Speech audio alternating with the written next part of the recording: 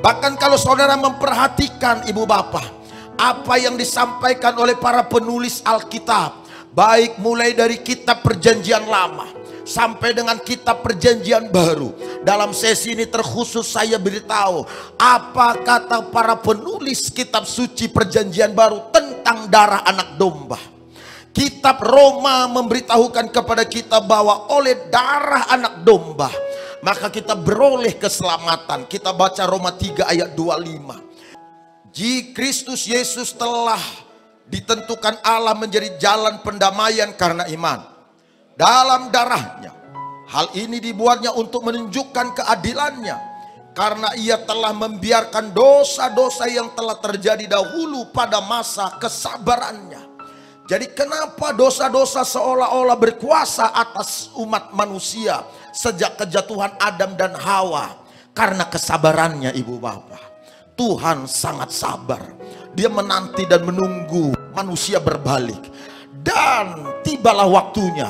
Semua kekuatan tipu muslihat si iblis dan kuasa dosa akhirnya harus dikalahkan oleh darah anak domba Allah.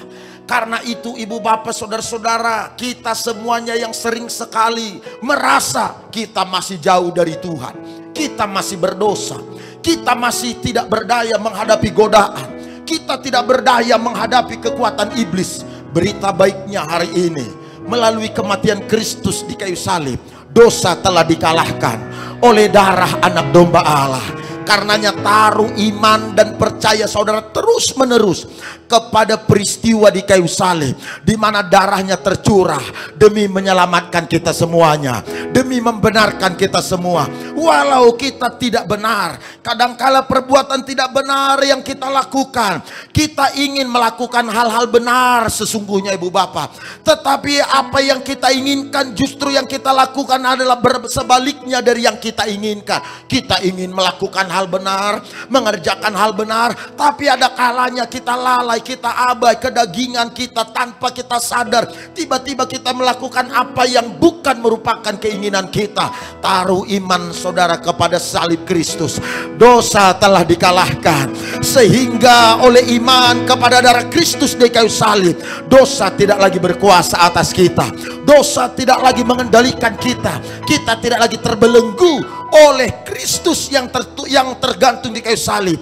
Kini dosa tidak lagi menguasai kita, dosa tidak lagi menaklukkan kita. Yang saudara bisa lihat sekarang adalah kita yang tidak benar kini menjadi benar, bukan karena perbuatan kita, tetapi karena Allah di sorga melihat iman saudara yang benar. Ketika saudara memiliki iman yang benar, saudara memiliki Tuhan yang benar, dan saudara memiliki hidup yang benar, menjalani hari-hari secara benar. Yang mengerti tepuk tangan bagi Tuhan Allah.